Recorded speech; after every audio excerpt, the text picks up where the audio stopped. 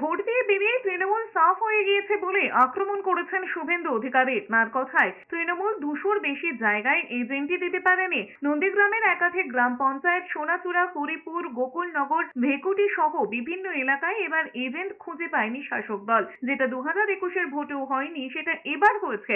63টি সংখ্যালঘু বুথে সংখ্যালঘু যুবকরাই বিজেপির এজেন্ট হয়েছে বলেই দাবি করেছেন বিরোধী দলনেতা।